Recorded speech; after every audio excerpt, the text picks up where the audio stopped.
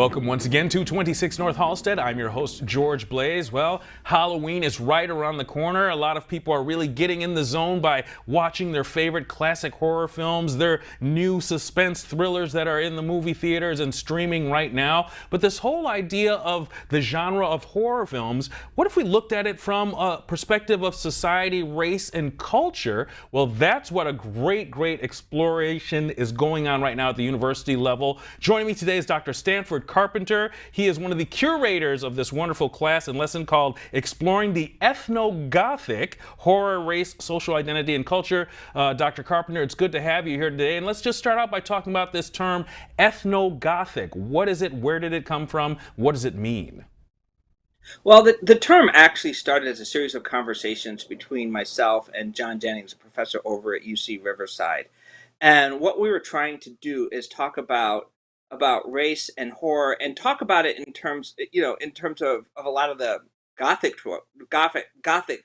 tropes, um, but also talk about how horror is received differently from different ethnic and cultural perspectives. John likes to when John and I talk about it. John likes to joke. He says Stanford, you brought the ethno and I brought the gothic. Ethno coming from a very cultural anthropological perspective. Referring to ethnicity and race, and gothic referring specifically to horror tropes. What's really interesting about it is that the conversation started around the time that we started to see a real emergence of Black horror through the works of Jordan Peele. He seems to be, what people are most familiar with as kind of this new wave of horror and suspense and even sci-fi to a certain extent. What is it about? It's not just the aesthetic, it's not just the filmmaking, but it's the storytelling. I know there's kind of this spectrum when we're talking about black-centered and black-oriented art and culture, where you have an optimism side, but then you have a pessimistic side, and there's something in between. Where does this genre fall? Well, I mean, at first glance, it would seem that it falls towards the pessimistic side, but I actually see I see some interesting optimism in there. I see it as something that really is very much in the middle. The example I like to use is, when we talk about horror films, we always talk about the final guy or the final girl, like the one person who survives, and I look at that as actually a moment of hope, right? Like, as bad as things are, as horrible as the monster is, somebody makes it through, and they have the opportunity to figure out how to put themselves together and move forward. So I move against this idea that horror is inherently pessimistic. Well, let's start talking about some of our classic favorite horror films. In this perspective that we're talking about today, I have to think about Night of the Living Dead, perhaps the first like real horror movie that I remember watching as a child, as a young person coming up. And this is a movie where, when we talk about the hope of the person surviving, the one black character who deals with issues of race throughout the entire movie kind of saves the day, saves everyone's life. It does all the heroic things, and at the very end survives, and then the troopers come and they shoot him in the head, and it's like, what just happened here? Yes. I mean, you jumped right to one of the most depressing endings in horror, right? Especially from a black perspective. You know, I I think that moment is such a commentary on race, and it's actually very much a part of the conversations that we've been having, right? Is that, if you're not looking at this through a racialized lens, it's just, oh, it's, this guy worked really hard and he didn't make it to the end. But it's very, but it's not just that he doesn't make it to the end, it's he's killed by a group of white men who are just kind of going through and just mowing down whatever zombies, whatever they can. And so it reads very much like a black man actually meeting his end, in part out of racism.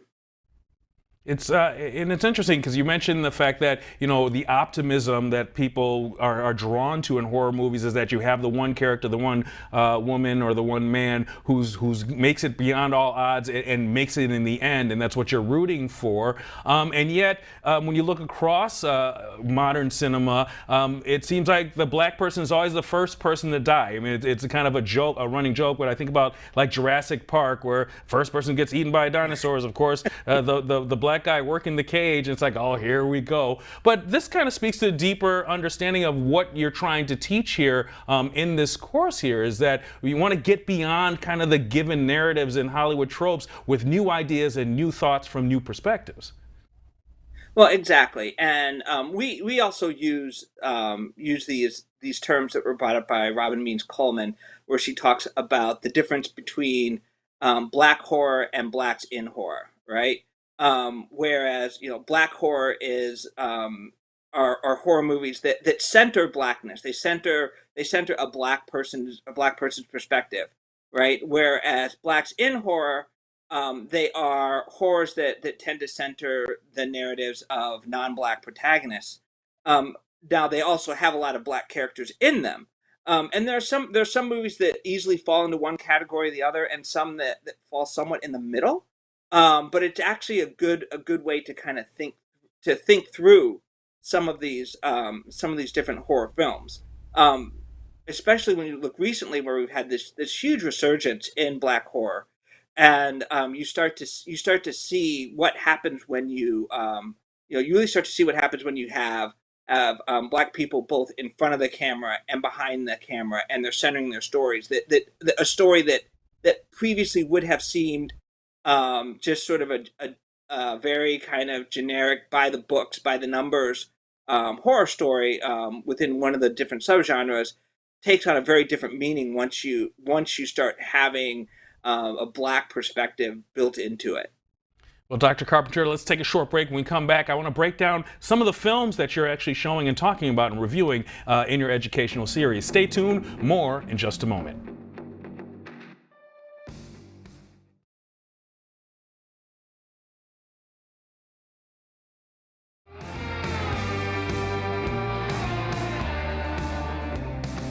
Welcome back to 26 North, talking today with Dr. Stanford Carpenter, all about EthnoGothic, thematic things dealing with race, social identity, and culture in the horror cinema. We talk about Jordan Peele a lot because he's contemporary. He's doing a lot of things. People are taking notice of the way that he's bringing what horror is. And you talked about the difference between black horror and blacks in horror. I can't help but think about growing up and going to the movies, and you're in a crowded theater, and when things are happening, there's always black people jumping up saying, "Run, girl, run!" And people, it's like that seems to be a particularly black experience of the 70s and 80s, well, 60s, 70s, and 80s.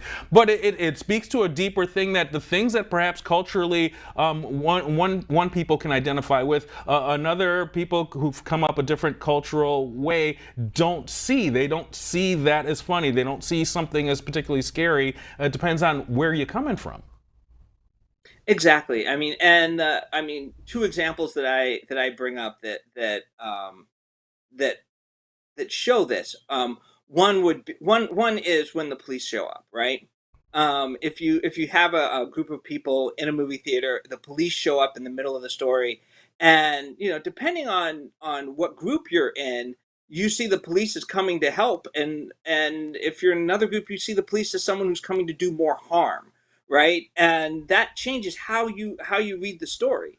Another example, which many can relate to, is the haunted house narrative, right? Where the person just walks up to the house and opens the door and just like walks in. Um, you know, to do that, requires a certain level of assumed privilege that not all groups of people carry with them. And in some cases, it can be really unbelievable if you see the black person just walk up, just open the door and just walk in, right? And that's another example where, as you put it, someone's like, "No, why would you do that?" Right? It seems like that. And, you know, we have to talk about cinema and filmmaking and storytelling across the board, although, you know, a horror is what this particular series is about.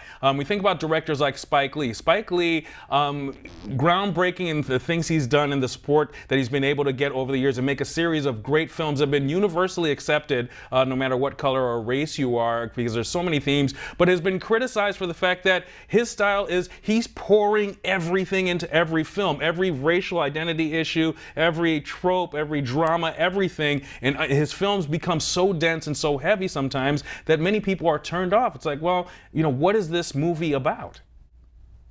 Well, exactly, and I think that some movies function really well, mired in a high degree of complexities, and some work better as, shall I say, one trick ponies, right? This is something we encountered when we were putting together the class. Is we wanted to do both Blackula and Scream Blackula Scream, right? Blackula because it's the first, and then Scream Blackula Scream because it actually introduces some tensions between different diasporic religions. It's got a much more. It's actually got just a much more complicated storyline. Now, in our instance, what we did was we decided to go with just the trailer for the first Blackula because it's all there. It's a very straightforward story. It is what happens if you have a Black Dracula, right? And then we were able to then go into a more complicated storyline with Scream Blackula Scream. You know, Dr. Carpenter, you mentioned earlier talking about the haunted house as kind of a thematic element to look at race and culture and people's reactions to what to do in the haunted house to even go in there. It makes me think about, you know, the idea of ghosts in general, and perhaps there's something about the African diaspora and African Americans and Black people's relationship with the dead that may be different from a European perspective, and that kind of storytelling may work one way or the other. Well, yeah, and I mean, Ghost is another good example. You know, when you start looking at the African American community, and even across, you know, different religions within the African community, or the African American community, you have a lot more emphasis on relationships with ancestors, and a lot more discussion of ancestors that is not positing the ancestor as necessarily being bad or evil or someone coming there to do harm. Actually, the ancestor is somebody who you are trying to do proud, who is oftentimes functioning almost as a guardian. So when you have a culture where the ghost has both positive and negative sides to it, yeah, it can pose some challenges for a horror film if you're trying to make the ghost something scary. Another thing that you have happening, you know, I would say that to some degree, Candyman is a ghost story, right? You know, Candyman is this person who comes back from the dead and haunts the living. He's also seen very much as a monster, right? There's a fine line between a monster and a ghost. But if you start to look at the origins of the character according to the storyline, you know, he's a black man who was the son of a slave who had experienced privilege and was in a relationship with a white woman, and the white folks around him don't like it. They torture him. They cut off his hand because he's a painter, and then they stick a hook on his hand, and then he comes back and and seeks, you know, becomes a vengeful spirit. You know, what's interesting about that um is you could take that narrative and you could say, oh, this is a scary, vengeful spirit. But when you add that element of race and you add that element of his origins being a racialized, you know, ground into a racialized crime, right? Now it changes the storyline to being a story about white racism coming home to roost in some ways. Well, I tell you what, Dr. Carpenter, let's take another short break. When we come back, we're going to talk about one more new film out here that everyone should watch, which speaks to and teaches a lot of what's happening in the future of Black horror. Stay tuned.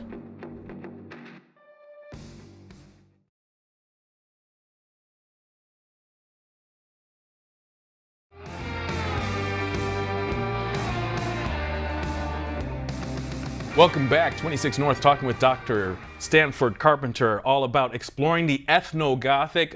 In the last segment, you talked a little bit about this idea of the ghost or the monster, depending on the origin stories of it, its relationship to the other characters in the movie. And when we're talking about race and culture, it made me think about back in the 70s, I think it was the 70s, perhaps it was the 60s movies. I remember a movie called White Dog, where it's about this racist guy from the South makes this dog so racist that it hates black people, and through the whole movie, the monster is this dog. And you know, some people might think that's a silly thing, but to black people at the time, can you imagine? Not only did we not like dogs because of their interactions with police and riots and stuff going through the civil rights movement, but here this dog is actually racist.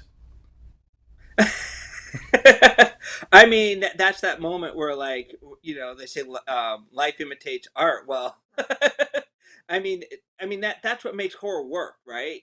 The scariest things are the scariest horror films are often the films that you can imagine happening. Like this idea of a racist dog, right? It's like, yeah, you kind of think like that could really happen, and then you're walking down the street and when you see another dog, you're not in the movie theater anymore, but you're like, oh, what about that dog over there? You hear Makes that, you know, you're walking down the street, you hear some barking in the background, you're like, oh, this ain't good, right? See, that's something. There's something scary there, but you know, a white person may not find that scary, and that's kind of what we're talking about. There are some different things going on culturally that make horror movies scary to one group and not scary to another. I didn't want to go without getting out here a shout out to such a fantastic. When we're talking about, we have a lot of reboots. That's what Hollywood's doing right now, is rebooting old ideas for a new audience. Angry Black Girl and Her Monster, kind of a reboot of the Frankenstein story of that. Tell us a little bit about what this movie is and what it represents in the future of the horror genre. Oh, I love it. What's interesting about it is you're right. It's very much a retelling of the story of Frankenstein and his monster, but instead of Victor von Frankenstein, you have Vicaria, a, a young black girl who is whose brother is killed, and she doesn't respond to his death in the way you expect. She looks at it. She looks at him and she's like, death is a disease and I'm going to cure the disease. And so her goal is to cure death. And in the process she brings her brother back to life, and he doesn't come back quite the way you'd hope.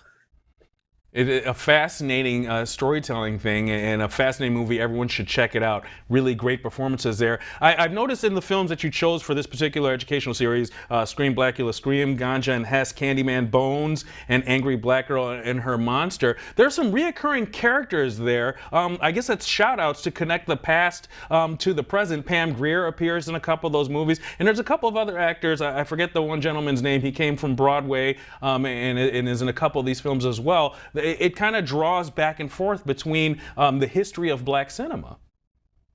Oh, exactly. And that's one of the things that's really interesting when you start looking at the movies. Like the first one that we did, Scream, Blackula, Scream, as well as Blackula, um, are essentially blaxploitation films, right? They have very much a blaxploitation feel. They have that sound.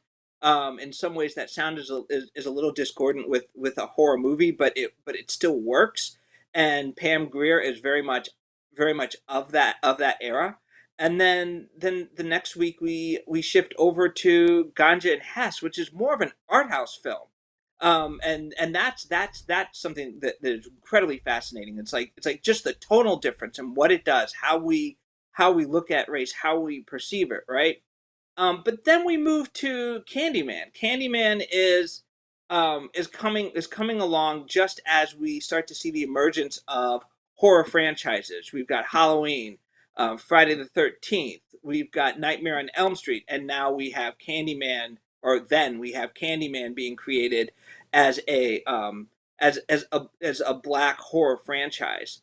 This week now we moved into Bones with Snoop Dogg, right? And that's coming out in the early aughts, and all of a sudden now you see Candyman, where it takes place in Chicago, and then we focus on Cabrini Green, and then you see a portrayal of the city of the city that's a little bigger, and a little more all encompassing as being like a part of the hood in Bones, and then we're gonna in our last show we have Angry Backbone Monster, which also takes place in what seems to be a public housing project, but it's not named, it's not identified in terms of the city.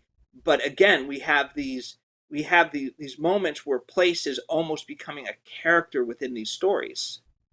Well, I tell you what, let's take another short break here. We'll have some closing thoughts when we return. More with Dr. Carpenter in just a moment.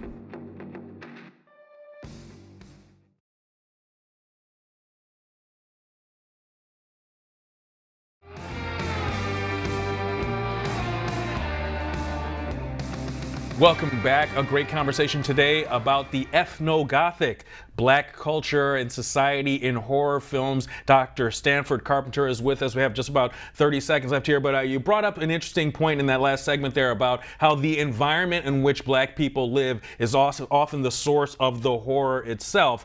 Usually the hood, these things that are going on in public housing. This is a reoccurring theme. Yes, and I mean, and I think what's also interesting is what it means in terms of home, right?